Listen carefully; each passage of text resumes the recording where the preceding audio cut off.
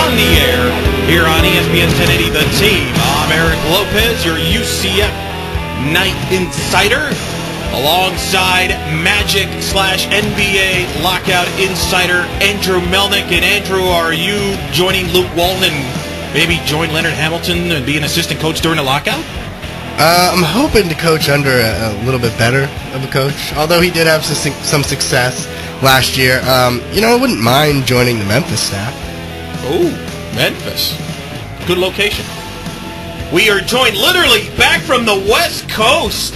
Like, literally just came off the plane, ladies and gentlemen. He knew this was a big show because it's college football. Our MLB and Rays insider, Jason Collette, covering West Coast baseball. Good morning.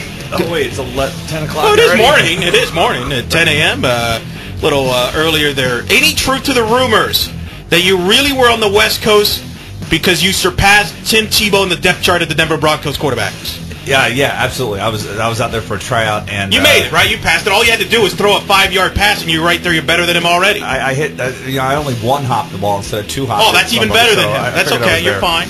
Yeah, it is what it is. West Coast is a great time. It is a bit unusual to go from 55 degrees to 115 degrees, but that's what I'm doing because after I get out of here, I go to Dallas where it's nice and toasty. Ooh, from watching the Red Sox in Texas last week, 104 I think was the lowest temperature I saw, and that was about 8 or 9 o'clock. Yeah, it's supposed to be 107 today.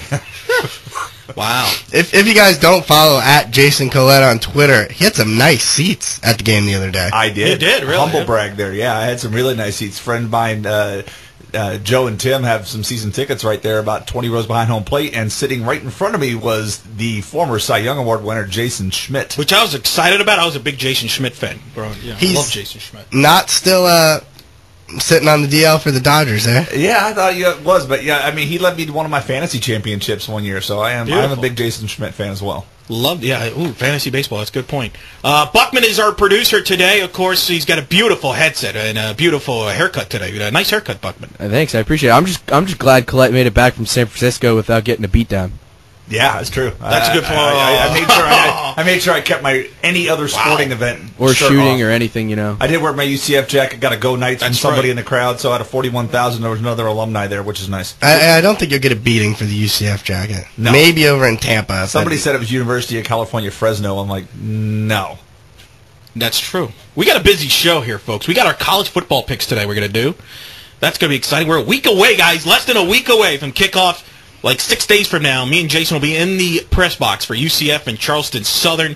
Finally. We'll make our college football picks towards the end of the show. We'll pick every conference in our national title pick. Me and Melnick were kind of cheating on our sheets. We'll be joined by Carlos Pineda of SouthernPigskin.com to preview the Miami Hurricanes. That'll be around middle of the show, about 30 minutes after the hour. And we'll have a new introduction to our staff, our family, if you will, right, Melnick? Our team? Yeah, actually, my former partner, if you heard us over on the coast in St. Augustine, Charlie Bernstein, he's our NFL Insider now. I think for Orlando and Tampa, actually, I think he'll be helping out at 10:42 with the Bucs over there. He'll join us to talk some NFL. He'll be joining us in a few minutes, to say the least. That'll be good to see. We're going to try to talk some NFL here shortly when we get Charlie on. But so, Jason, of course, you were out. Astros-Giants. Mm-hmm. Beautiful. My favorite ballpark. It is an amazing ballpark. Are the Giants? The Giants are in trouble though. Can you bring some? They're 3 back of the D-backs, right? I could probably hit 5th in that lineup right now. That's the problem. Yeah. I mean, it's a lot like the Rays. Really good pitching. Madison Bumgarner shut down the Astros, but then again, it is the Astros. But he looked really good. They had last night. The kid Eric Surkamp came up and pitched, one of their good prospects. But they can't hit, and that's what their problem is. And last night they won yet another 2-1 game. So if they get 3 runs, the fans are absolutely freaking out because when you got Orlando Cabrera, you've got Miguel Tejada, Cody Ross gets booed more than B.J. Upton gets booed by the Tampa Bay Rays. Really? Oh yeah, Cody Ross is not a popular player these days. Wow. He was a fan favorite in He Florida. went from fan favorite to fan favorite last He year. was an NLCS MVP. Yeah, how quickly we forget. He popped up, struck out. The Boo Birds were falling out of every seat, every section of the stadium. I want to know how you went all the way to San Francisco and still had to watch the Astros. Yeah, luck would have it. Luck would have it. It's like great. Astros childhood team, and I'm like great. I had to watch them play, but that's one of the things as you get attached to American League Baseball. That game was over in like 2:12. Yeah. You know, for an American League game, you're like, wow, that's amazing. For National League, that's about average. So, yeah, the drawback, I love the DH, but at the same time, 2 hours and 12 minutes for a baseball game when you have a 6:15 flight to catch the next morning is phenomenal. You like that? Very good. Well, you missed some NFL action last night. Well, then again, so did most of Central Florida because the Dolphins and the Bucs were blacked out. You could have watched it at midnight. Which I did. I don't know why, but I did. Because I had a fantasy football draft last night. So well, that is more important. The Jaguars were in a shootout, Andrew, against Buffalo. Well, who would have thought? Yeah, well, it was quite an embarrassing start for the Jacksonville Jaguars yesterday. They got down 17-0. You know, Ryan Fitzpatrick looking like Peyton Manning out there to start the game. And who better to tell us about how bad the Jacksonville Jaguars looked in the beginning of the game and how bad this season possibly could be for them than our Jaguars insider, our NFL insider, Fox Sports contributor, host of the Sports Crunch, JagNation.com, my former radio partner, Charlie Bernstein. Hey, Andrew, how are you? Excellent. Good to see you. Fantastic. Charlie, we nailed it. Give me your thoughts on the action last night, that classic Jaguars-Bills overtime game. Yes, a preseason overtime game can be only classified as a classic. Unbelievable game in the sense that I can't believe I actually watched a preseason game that went to overtime. But realistically for the Jaguars, lots of problems. You know, preseason means different things for different teams. But for younger teams, you know, the third preseason game is really where you want to play the starters the most. It's kind of your dress rehearsal for the regular season. It's what you want to show in the regular season. Now, Jacksonville, from their side of it, they were playing without Aaron Campman, Maurice Jones-Drew, Tyson Alualu, Jeremy Mincy, and Clint Session. But still, I mean, what you had to see, if you're a Jaguars fan, you couldn't have liked. I mean, Ryan Fitzpatrick looks like Joe Montana in his prime. No pass rush whatsoever. And, well, the quarterback situation, David Garrard, the very mediocre, can't read a defense style of quarterback from the last 3 years that gets you to about 6 to 8 wins every year. Yeah, it was a little struggling when I'm looking over the box score to see, DeJuan Harris. When Blaine Gabbert is the second leading rusher, that's never a good thing with that. But what are they going to do at receiver court? I mean, you obviously have Mike Thomas. Local product Jamar Newsome is there. We don't know if he's going to make the team here or not. Speak to us about the receiving situation. It's kind of a dire receiving situation. They felt in when the free agency period started that there wasn't really going to be anybody that would improve this group. I tend to disagree with that a little bit. I think Sidney Rice would have been a guy that would have helped quite a bit. When Lee Evans came on the market, I would have explored a trade possibility there. But right now, I mean, you've got a bunch of unproven guys. Mike Thomas is a real nice slot receiver. He's nowhere near a number one. Just gets completely taken out of games when teams bracketed him. The reason he had a good season last year is mostly thanks to another, local Orlando product, Mike Sims-Walker, who they let walk in free agency. Opposite Thomas will be Jason Hill, who's a guy that's scored 5 touchdowns in 6 years. So I don't know how much you could depend on him. And then a rookie from Mount Union, Cecil Shorts, will likely be the other starter. So it's kind of a messy situation. It could be the worst receiving core in the NFL. Well, thank God they have a big-time tight end. With the Jaguars, how long are we going to have to watch David Garrard this season? Oh, that's the $1 million question. Well, maybe the $8 million question. Jack Del Rio went on public saying David Garrard's the starter last week to maybe quiet a lot of, people like me. Only problem with that is he never said David Garrard is our opening day starter. He just said David Garrard's the starter, and until that changes, that's the message I'm relaying. So I'm not 100% convinced that they're going to go with this guy on week 1 because mainly it's the money. $8 million base salary he's due, when he's on the roster the Tuesday before the first game.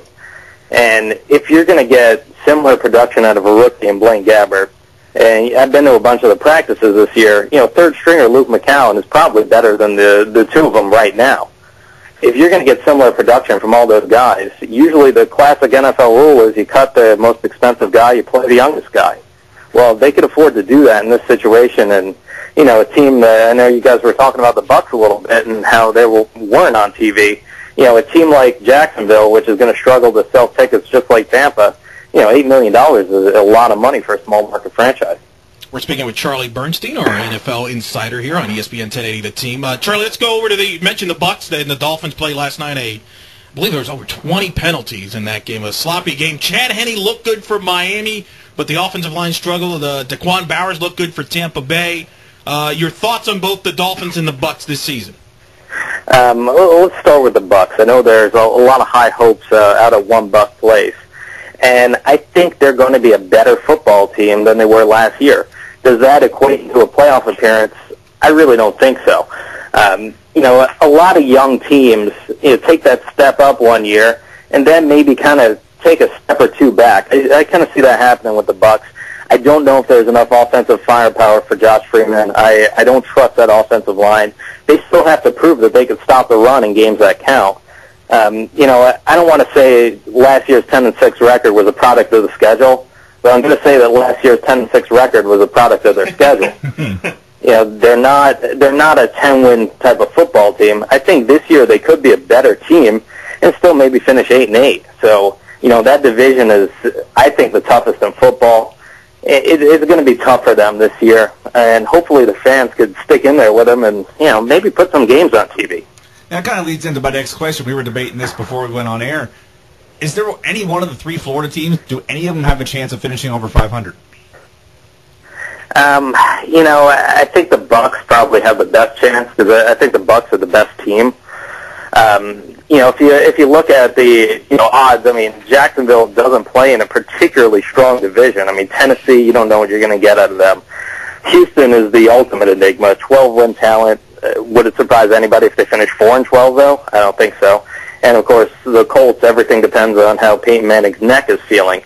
I could see a way that Jacksonville could finish with 9 wins. I wouldn't bet the mortgage on it. I wouldn't bet. I wouldn't bet anything. I really have no attachment to on it. But that's a good chance. As for Miami, I think they're kind of caught in the middle somewhere. And what I mean by that was, a lot of people got on the Dolphins for not making that deal for Kyle Orton in the offseason. I think sticking with Henne was actually the right move down there. Reason being, Kyle Orton is not going to get you to a championship. Kyle Orton would be probably the 4th best quarterback in the AFC East. So right now, I think Chad Henne's the 4th best quarterback in the AFC East. Find out what you got in this guy without giving up a medium to high level draft pick in a guy like Orton. If you stick with Henne this year, you find out what you got. If it's what we think it is, and it's not much, well, then you go back to the drawing board. You maybe get in the Andrew Luck sweepstakes, Matt Barkley sweepstakes, Landry Jones sweepstakes, and maybe you get your future, solved in the draft. Miami, I think, is a real solid defense this year. Should be. The offensive line I'm not enamored with. The running game, is Reggie Bush going to hold up for 16 games? Can he run between the tackles like he's been in preseason? I don't know.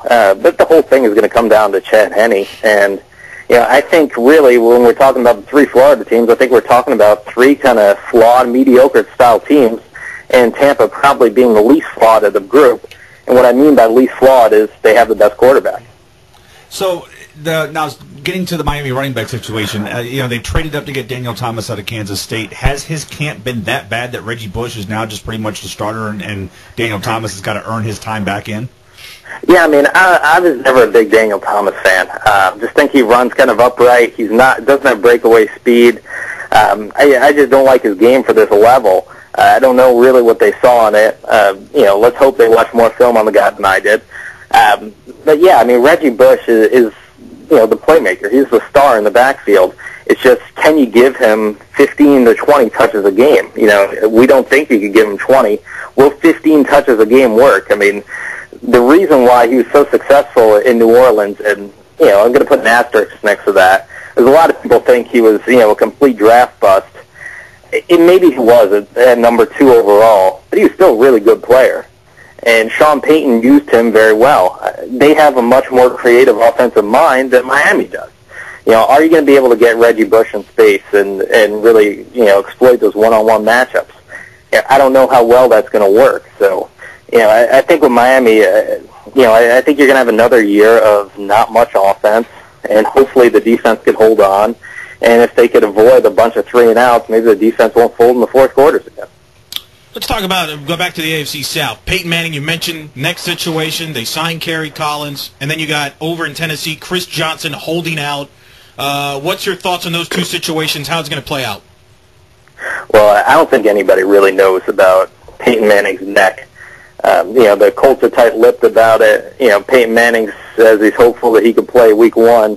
I think everybody in Indiana is hopeful he could play Week 1, and those fan bases in Houston, Tennessee, and Jacksonville are very hopeful that he may just retire, which we know isn't going to happen. The signing of Kerry Collins, it could be one of two things. When it first happened, I was thinking, well, maybe Manning really is going to miss Week 1, because I've always said the whole time, I'll believe it when I see it. When Peyton Manning doesn't take a snap opening day from center. So when they signed Kerry Collins, that was maybe a signal, hey, maybe this guy isn't going to be ready. But then again, maybe this is a signal that, hey, we don't like what we're seeing in Curtis Painter and Dan Orlovsky. Now, Painter, after they signed Collins, had a really great game on Friday night. Played really, really well, showed that he could be a backup quarterback in this league in Indianapolis' system. Right now, it's a wait and see, but realistically, if Peyton Manning doesn't throw a single pass in preseason, can't practice until week of Game 1, how effective is even the great Peyton Manning going to be for the first couple weeks of the season? You think there's going to be some rust? I mean, this is an opportunity for the teams in the AFC South, especially Houston, who I believe has more talent than Indianapolis. They play in Week 1. They could get a jump on them and maybe, put some distance between them and the Colts early on in the season. Now, as for Tennessee and Chris Johnson, I understand why Chris Johnson is holding out for more money. The shelf life of a running back, very short in this league. I believe the average career, 3.4 years, shorter than that for running backs. Realistically, if the Tennessee Titans are offering Chris Johnson $9.5 to $10 million a year, he's got to take that money. What do you get if you hold out for this entire year? You could say, well, I can play maybe an extra year at the end of my career. I won't take the abuse of, 400 hits this year. Yeah, that could be true. But are you ever going to make that $9 to $10 million back? And the answer is no. So I don't know who's giving him advice. I don't know how strong his agent is in his ear. What his agent needs to do is tell him let's work out a deal, get your ass in camp, report. Charlie, when I'm looking at the AFC, I'm looking at New England, the Jets, Baltimore, Pittsburgh, Indianapolis if Manning's healthy, Houston, and I think San Diego. The big difference for me there is when you look at the Jets and you look at Baltimore, are these guys going to have the quarterback to compete with those teams that all have an elite quarterback? It's interesting you mention that. I've been down on the Jets a lot this year. I really don't feel the Jets got any better in the offseason. And I feel that the Patriots actually put some distance between the two of them. And I know the Jets beat the Patriots in the playoff game, but I don't see that happening this year. In fact, I picked the Jets not to make the playoffs this year. Music to my ears. You guys know me well. I'm a USC fan. I like Mark Sanchez. I don't think he's a good enough quarterback. Maybe it's the system. Maybe they need to let him do more. I don't think he's a good enough quarterback, and I don't think the combination of Sean Green and LaDainian Tomlinson is good enough right now either. I think there's major questions on the outside. They've got a pretty average tight end. And the one thing that nobody talks about with the Jets, where are they going to get a pass rush from? And that defense it's a good defense. Where are they going to get that pass rush from? Where's the 10-sack-a-year guy? I mean, David Harris, really good player, but he could block one really good player. Bart Scott isn't what he used to be. Show me where they're going to get pass rush. That's a great secondary. They're going to win some games thanks to that secondary. Might even make the playoffs thanks to, the secondary and playing it close to the vest on offense. But when you play that close to the vest style, you're going to be in a lot of tight games. And I think we saw last year with the Jets. They were in a lot of tight games, found a way to pull out a lot of those tight games. It maybe sometimes, forcing a turnover. There's a little bit of fluky plays. There was, Detroit missing an extra point. Is that going to happen 2 years in a row? I'm going to say probably not. And when we head down to Baltimore, they're kind of a mirror image to the Jets for me. I think Flacco is an okay quarterback. I think he's above average. But, he's not a game changer. And, I know they did some work with the wide receivers. They drafted Torrey Smith to give him some speed out there. I thought the Lee Evans trade was a really nice move. I think Ray Rice, for all you fantasy folks, I think he's going to have a huge year. But once again, that defense, I think it's a little bit overrated. That secondary is no good. Where are they going to get pass rush from? I don't think Terrell Suggs is the same player. Ray Lewis is entering his 16th year. I mean, he's still a very good player, but he's entering his 16th year. A lot of that defense depends on how well Terrence Cody is going to play in his second year. And let's look at the facts. Last year, he was very unremarkable. So, Baltimore, I think, is going to slide into the playoffs. I think they could get a wild card. But I don't know how legitimate they are as a contender. I mean, prove to me you could beat Pittsburgh before I could talk about you beating New England or anybody else. That's Charlie Bernstein. I did not pay him to say the Jets are going to miss the playoffs, by the way. Charlie, thanks for joining us. We know we can find you at Jag Nation. Where else can we find you? Pretty much anywhere. I'll be doing some stories on your guys' website, and, I'm on Twitter at NFL Charlie. Yeah, we promise Jason and Charlie will both be on the website at some point. That's Charlie Bernstein. Find him at Jag Nation mostly for now. Thanks for joining us. We'll have him back on. Thanks, Charlie. No problem. Thanks, guys. A little NFL, Charlie Bernstein. No Jets in the playoffs. That caught me off guard. I'm not going to lie. That was a little stunning. But sounds good to me. We are behind a break, ladies and gentlemen. But, hey, it's NFL talk. It's worth it, right? We'll go a couple extra minutes. Hey, if the Jags and the Bills can go extra, we can go extra. We probably deserve it more than them. Absolutely. When we come back, we will preview the Miami Hurricanes. We'll update the latest from the Coral Gables with Southern Pigskin's Carlos Pineda. That's next here on ESPN1080.com Insider Show on ESPN 1080, The Team.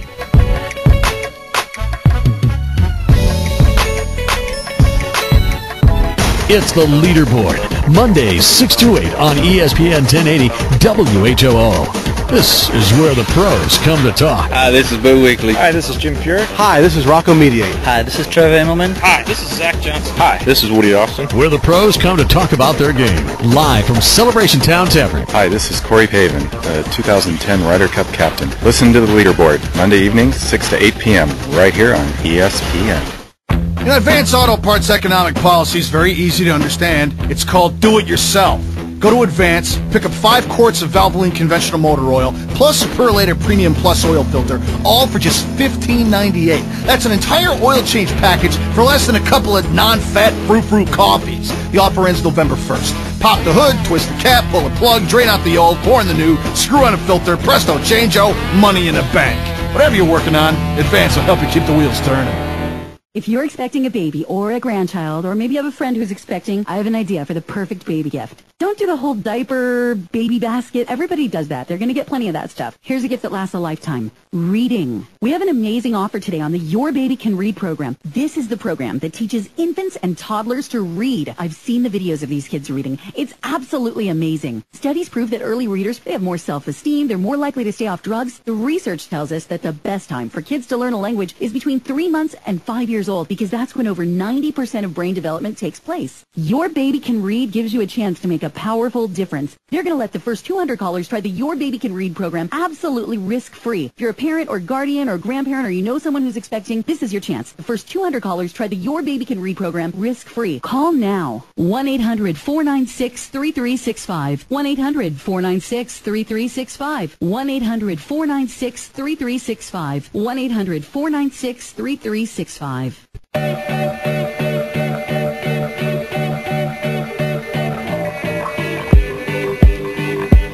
ESPN 1080.com Insiders Show here on ESPN 1080 The Team. Eric Lopez, your UCF insider, alongside Andrew Melnick, your Magic insider, still locked out. But the good news for him is he likes college football, so he's getting by barely. Yeah, don't tell the Magic fans, but I like college football better. Ooh. Jason Collette's still loyal to his MLB and Rays, but even he admits he's a little fired up for college football. Oh, absolutely. I mean, yesterday I tweeted out, this time next week, all the grills will be firing up. We'll be ready to go. So definitely looking forward to this weekend. Buckman, our producer, and then, of course, I want to so great thanks to our People's Insider, Victor Anderson, has done a great job. We can find us now, ESPN1080.com Insiders, on YouTube. So if you want to hear Jason Collette since May, you can go to YouTube, Put in ESPN1080.com Insider Show, and you can pretty much check out every episode we have had since May 22nd. How about that, Jason? We're on YouTube now. That's fantastic. I saw that link this last weekend, and so I sent the show out to my friends so they could listen in. They're out of the area until the streaming site is fixed. That's correct. That's why we do it. It worked. I love the archive content now.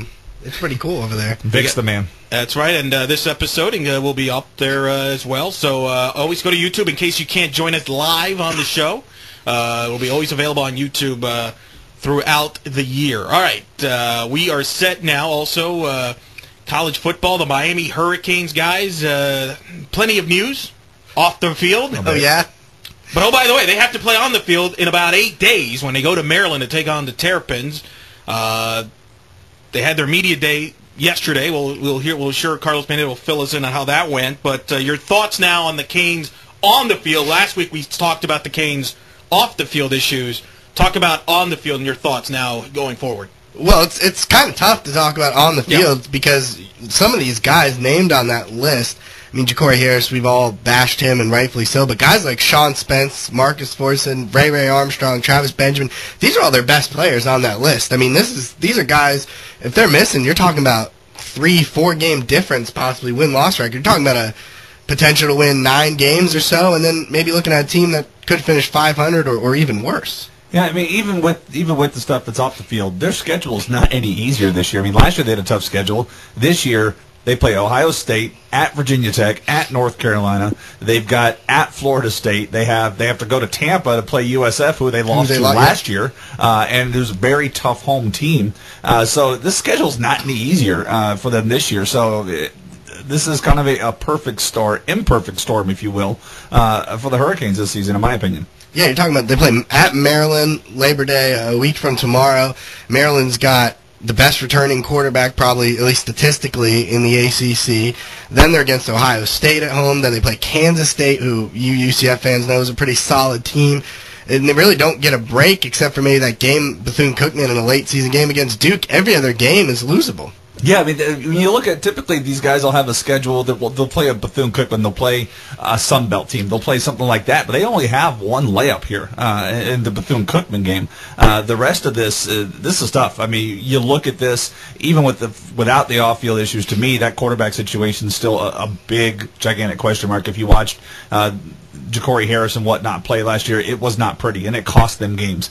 So you look at this, I'm having a tough time seeing them come out of this schedule above 500. Whoa, under 500. Oh, Jason. There's a lot of stuff going along. And, wow. Yeah. If all these players are ineligible, I don't think it's crazy to think they could go down to maybe a 5-6, even less win season. Well, let's get the perspective from Coral Gables after on that one with our guy who'll be covering the Canes all year for SouthernPigskin.com is our Carlos Pineda, who's making airwaves. You may have heard him on Tracy Dent's show on Friday. He's now joining us live from beautiful South Beach in South Florida. Carlos, thanks for joining us.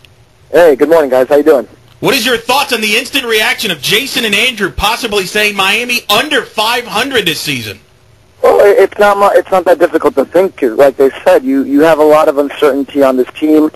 You're asking a lot of freshmen to step up into roles that they were probably not expecting to step into so early in their career. I don't think it's that difficult to maybe say that they go under 500, but I'd be more optimistic and say that they'll probably win maybe one game over 500. All right, you spent the day yesterday, I know, at Media Day down there. What was the tone of Media Day like down there, obviously, with all the off-the-field stuff going on?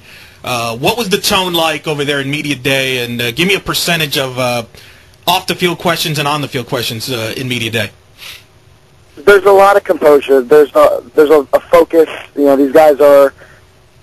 There's a lot of unity. The players are ready for Maryland. You know that they're ready. They're tired of going to Green Tree practice field and hitting on each other. They want to take out their frustration and anger on an ACC opponent, and that happens to be Maryland.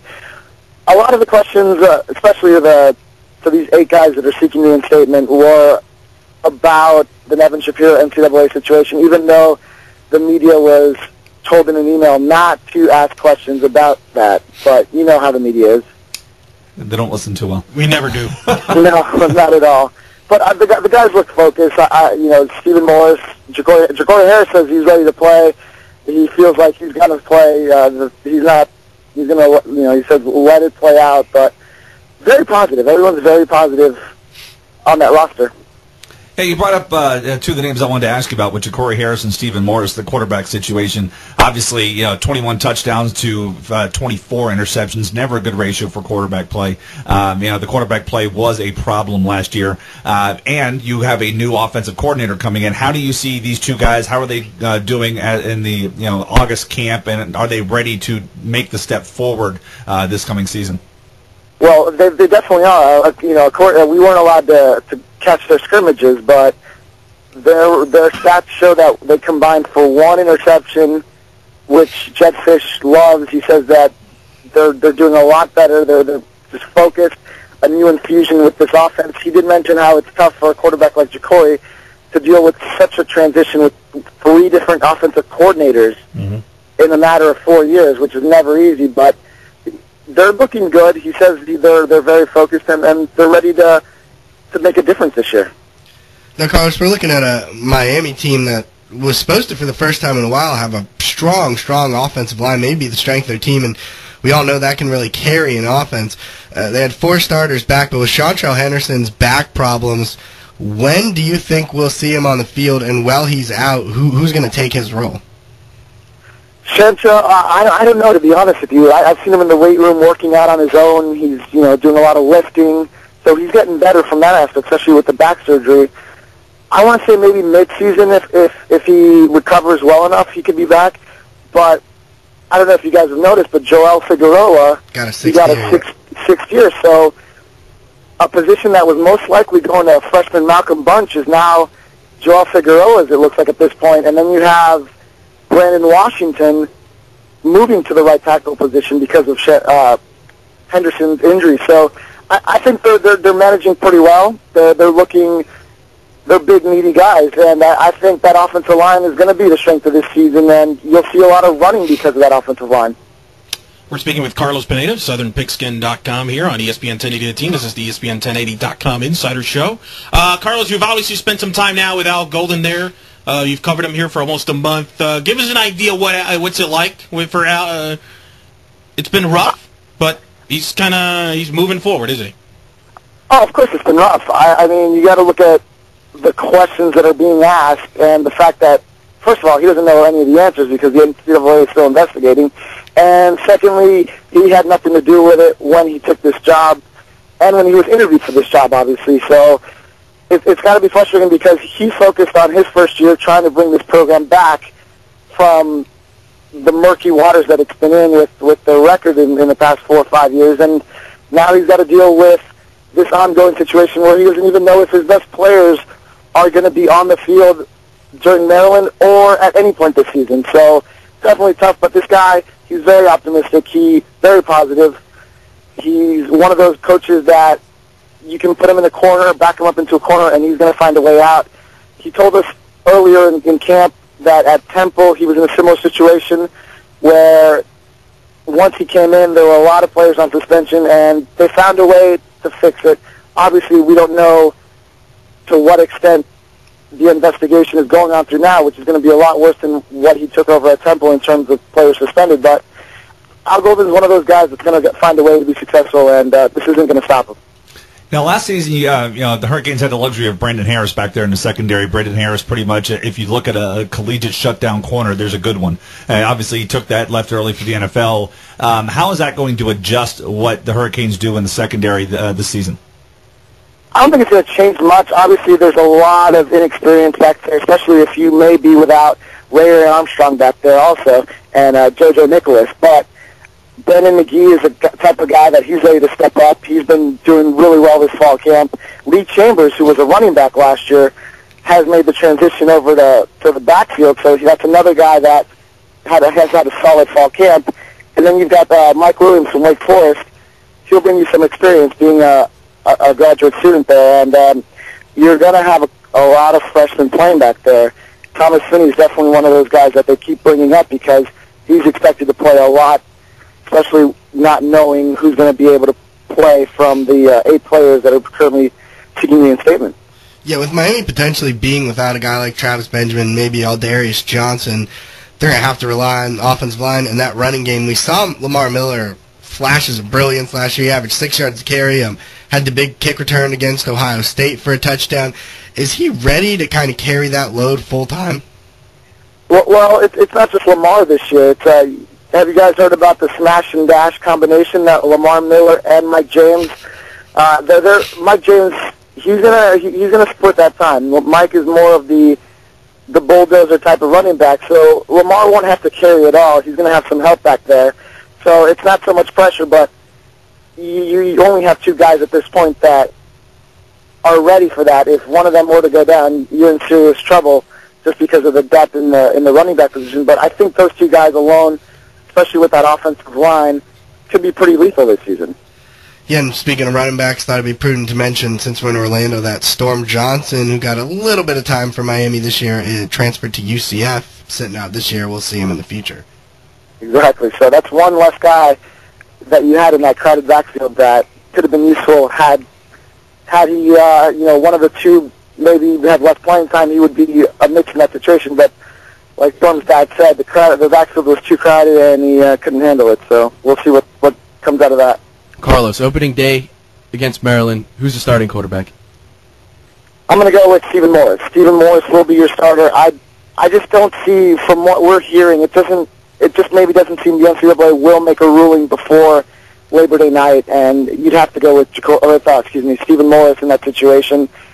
Both quarterbacks have been pretty even, so I don't see much of a step back if you start Stephen Morris in that position.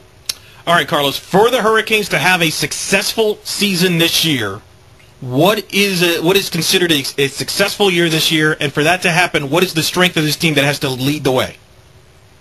Strength has to be the freshmen that are about to step into these big shoes. Anthony Chickalo, defensive line, he's one of those guys. Philip Dorsett, wide receiver, another one of those guys. These guys are going to have to step up to help out the more experienced players, because you're losing so much experience with this ongoing investigation that you don't even know who's going to be eligible. I personally think the freshmen the ones that are going to be role players need to step up and help out the other players, the more experienced players. That's the only way I see this happening. And what do you think is a fair expectations now with all the stuff that's going on? What's the expectations down there compared to before all this stuff off the field was lighting us? From the players' perspective, the expectations are still to win the ACC. That hasn't changed. Media-wise, obviously it's tough. It's just tough to tell. But everyone's, I guess you could say, people are thinking that they're not gonna. They may have a similar record to last year where they went 7-6. But it's just tough because you don't know. We don't even know when they're going to make a ruling and what they're going to rule on. So it's tough, really. But obviously, expectations may have dipped a little bit, just not a little bit, but a lot, just because of what transpired last week with that Yahoo probe story that came out, and obviously now the 8 players that have been ruled ineligible by the university and seeking reinstatement. Yeah, with that story, I know I'm asking you to do the near impossible here, but give us a prediction. As far as record-wise? Yeah. All right. I'm gonna go 7-6, and that's the worst-case scenario in my opinion. 7-6. That's Carlos Pineda at southernpigskin.com. Tell the audience where they can find you as well. All right. Let's see Twitter. That's Carlos F as in Frank Pineda 10. Beautiful. Carlos, appreciate you coming on. We will have you back on. Have a couple mojitos for me down there, all right? All right, guys. Thanks for having me. Thank you. That's Carlos Pineda there from southernpigskin.com. So, Canes kind of little bubble team here as far as a bowl team here looks like, guys. Yeah, I mean, if those guys are playing, that's a lot of talent. I mean, yeah. with what they have up front on offense and defense, and that's a team that could look like on paper they could win 9 or so games, but if none of these guys are playing, it's trouble. Yeah, that's where the trouble comes into play. And then, I know he said 7-6, but if they get 6 wins, if you're a bowl committee, do you really want to invite Miami with all this stuff off the field? That's a good question. Depends where they're at that point as far as the sanctions. All right, when we come back, the moment we've all been waiting for, we make our 2011 college football picks, folks. Get ready, because it's darn right going to be correct, I'm sure. Every team in the state will have played by the time we're on next week. Ooh, that's going to be exciting. You're listening to ESPN1080.com Insider Show here on ESPN 1080, The Team.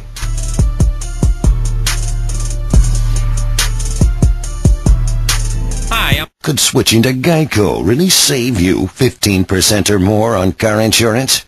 If a tree falls in the forest and no one is around, does it make a noise?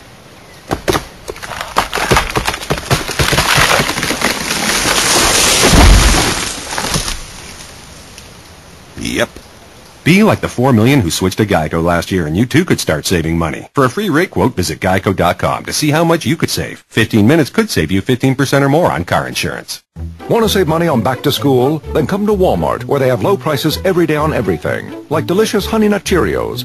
Honey Nut Cheerios has whole grain oats that provide kids with energy to start their day, and kids who eat breakfast tend to do better in school. Maybe get them on the honor roll, perhaps into the gifted program and potentially a full college scholarship, saving you thousands of dollars in tuition.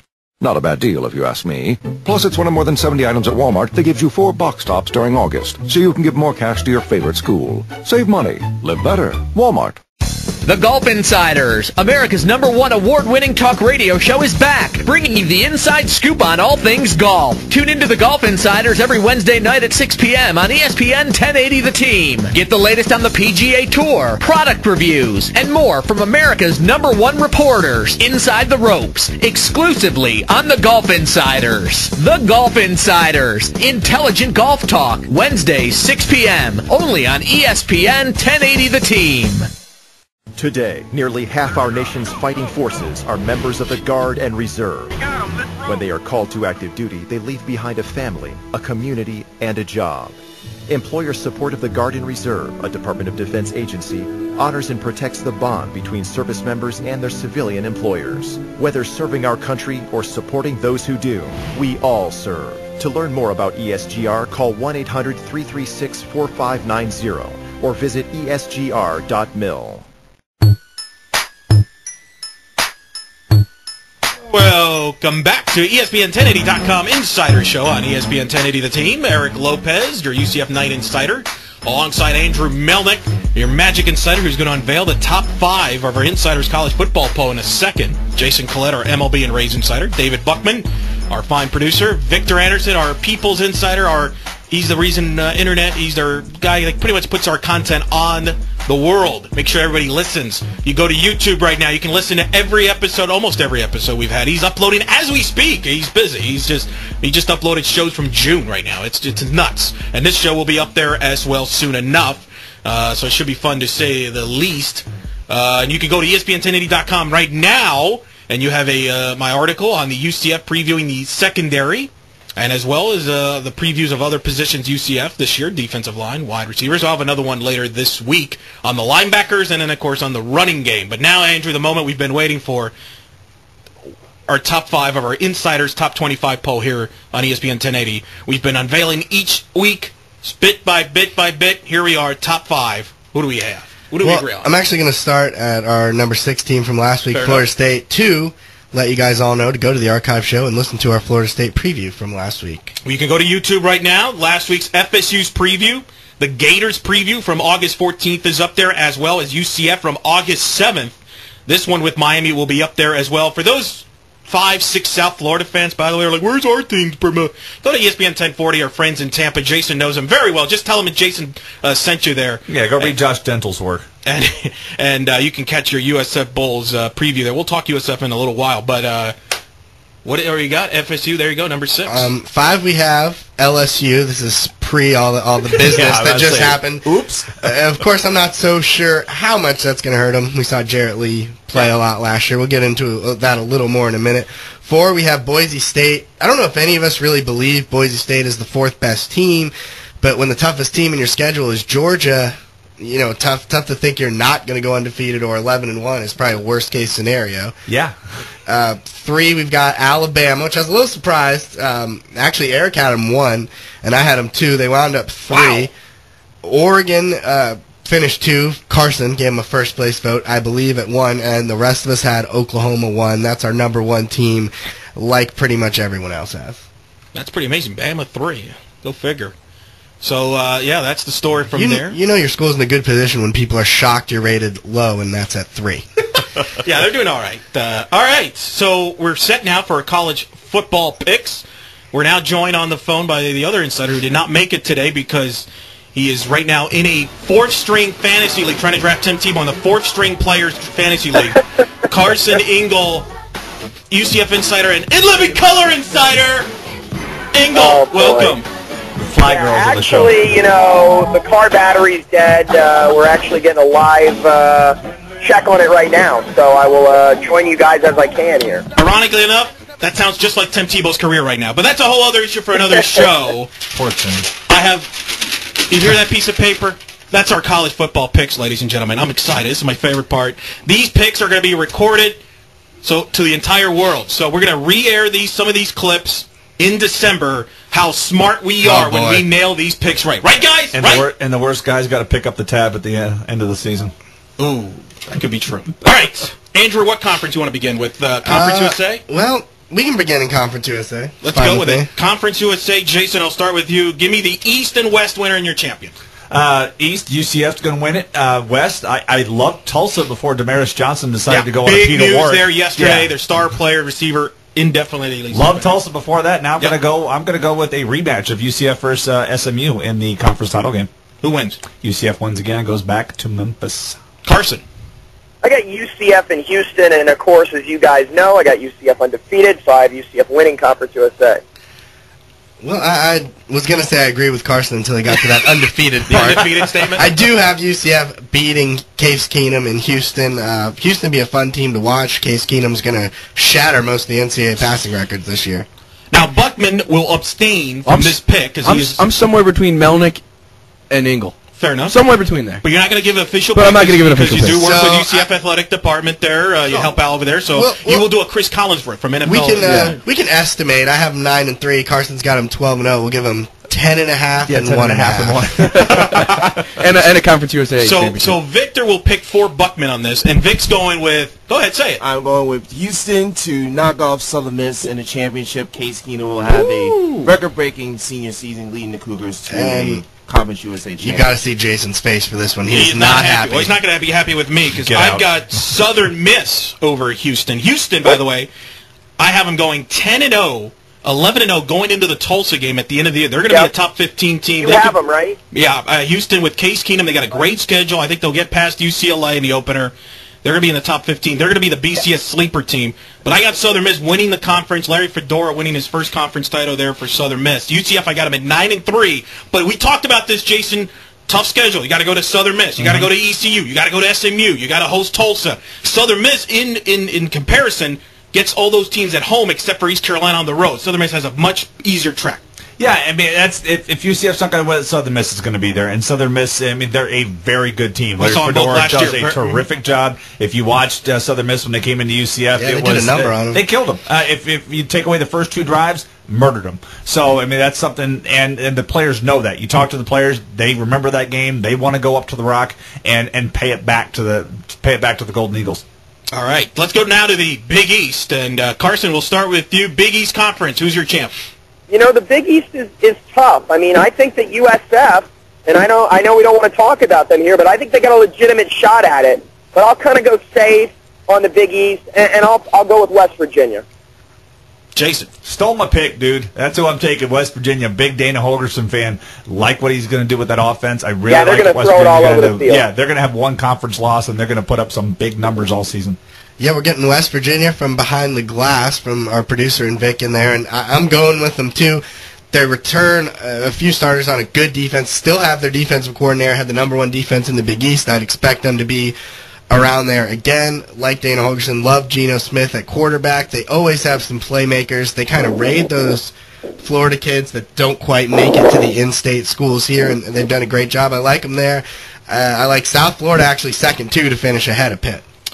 I think it comes down to December 1st, last Thursday night game on ESPN in Raymond James, West Virginia and South Florida. West Virginia's Geno Smith will be the Big East player of the year. He's going to put up big numbers with Holgerson, those quarterbacks. We're going to go, right? Oh, yeah, because I think that's going to be the Big East championship game. Yeah, good for the Big East if that indeed I think it will happen. be the Big East, and I'm going to go, I can't believe it, but I'm going to go with defense, and I'm going to go with the top 25 defense in the nation last year in South Florida. Mark Snyder, former Marshall head coach, defensive coordinator.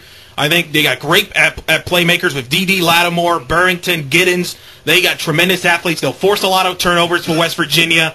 B.J. Daniels plays within Skip Holtz's system in South Florida. It's all about B.J. Daniels. Wait a second. If B.J. Daniels go ahead. Can not even necessarily live up to his potential, but just be smart. Be average. Play it's smart. The Big East. If you promised me that was going to happen, I'd pick South Florida too. Mark Snyder, the former Marshall head coach, that left Rocky Ross wide open in the end zone to lose a game. That's our defensive coordinator for USF. I feel good about the situation. Buckman's giving me the sign to go By the way, huddle. I'm taking USF as well, but we got to keep the No flow huddle. going. All right, guys, no huddle. We got to keep it short now. No huddle, Buckman says. Big Ten, the brand new Big Ten Conference, ladies and gentlemen.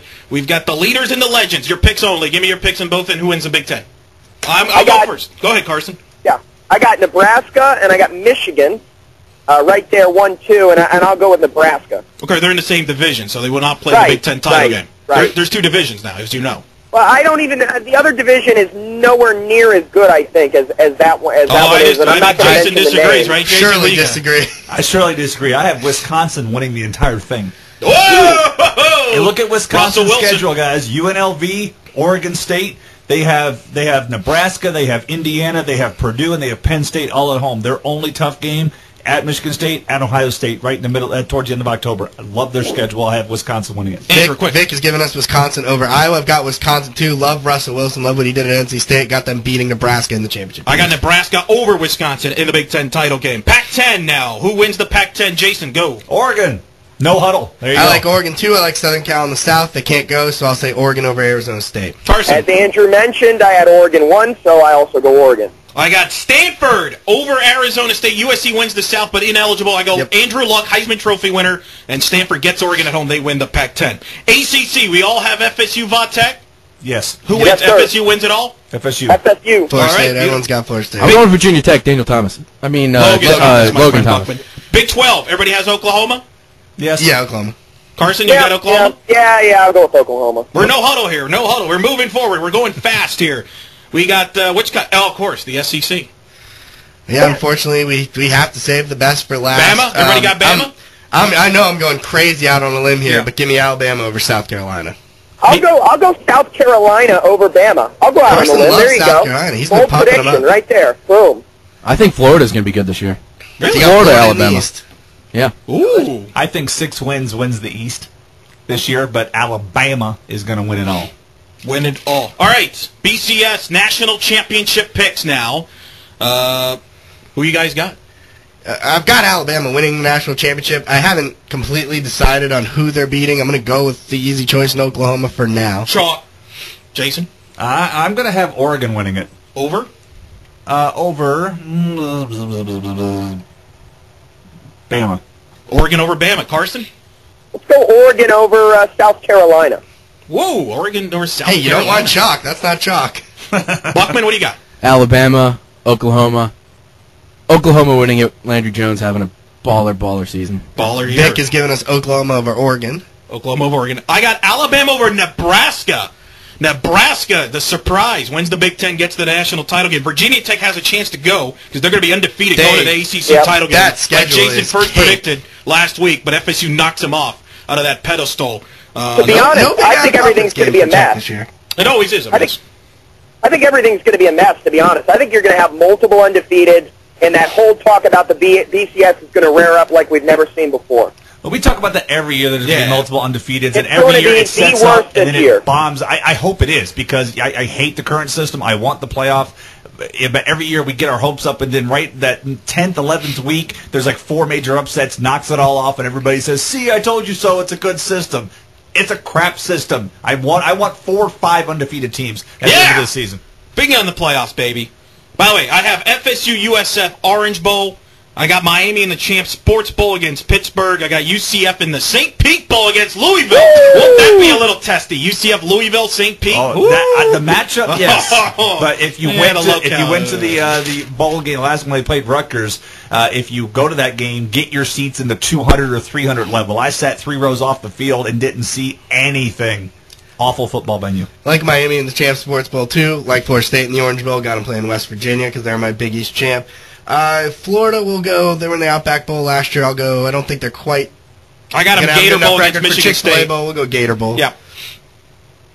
And then that'll be our Sunshine State teams. Give me one bold prediction from the college football seasons. We got less than 2 minutes. I got Notre Dame. That's my bold prediction. Notre Dame in the Sugar Bowl.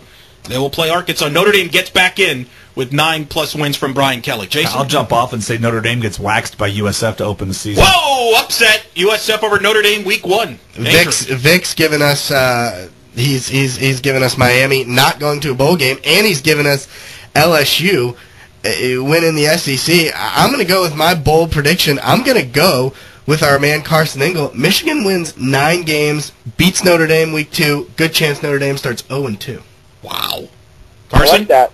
I like Michigan. Of course, everyone knows my bold prediction already. UCF undefeated. And in the Sugar Bowl, I don't know what I'm going to do with all these teams running the table.